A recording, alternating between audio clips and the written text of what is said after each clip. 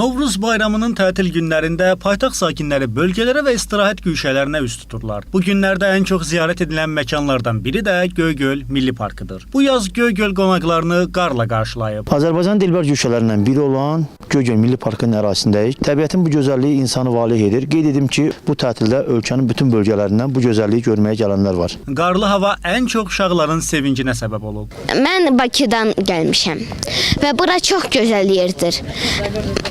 Göygöl çox gözəl yerdir. Qar yağır, qar mənim ən sevdiyim havadır. Qarlı hava. Gəncə şəhərindən gəlmişik, ailəmlə bir yerə gəlmişəm. Təbiətin gözəlliyinə baxırıq.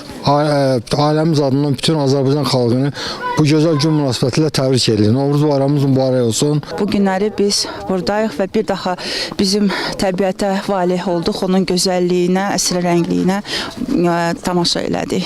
Ziyarətçilər arasında xarici turistlər də az deyil. Onlar da bu gözəl təbiəti daha yaxından görməkdən məmnun olduqlarını qeyd edirlər. Good day. Salam aleykum. Mən Azərbaycana səfərim zamanı gözəlliyinə heyran oldum. Çox gözəl bir ölkədir. Mən sizin dostcanlı, qonaqpərvər insanlarınızla birlikdə çox əylənirəm. Yeməklərinizi çox sevdim. Onlar çox dadlıdır. Bakı sevimlidir. Birinci dəfədir ki, mən təbiətin qoynunda göldəyəm.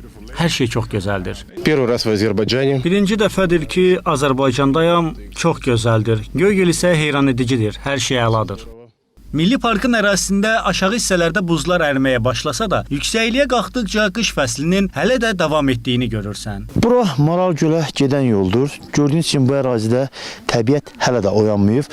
Təbiətin bu gözəlliyini görmək üçün gəlib burada seyr eləmək lazımdır. Parkın sahəsi fərqli ekosistemlər və növ müxtəlifliyi ilə diqqət çəkir. Park ərazisində qorunan heyvanların sayında artım müşahidə edilir. Cüyürlərin artımı müşahidə olunur, qonur ayların artımı müşahidə olunur, vəhşi qabanların artımı müşahidə olunur, ördəklərin artımı müşahidə olunur. Eləcə də Murovdağ hissəsində bezuar keçilərinin demək saysız hesabsız olduğu bizim müşahidələrimiz altındadır. Fürsətdən istifadə edib demək istəyirəm ki, bütün insanlarımız təbiətə gələrkən təbiətə qarşı çox diqqətli olaq. Özümüzdən sonra yalnız burada ayaq izlərimiz qalsın. Göygöl təbiətin gözəlliklərini yaxından görmək istəyənlər üçün əvəzolunmaz bir yerdir. Fuad Nazimoğlu, Elşad Cəfər, İman İmanlı, APA TV.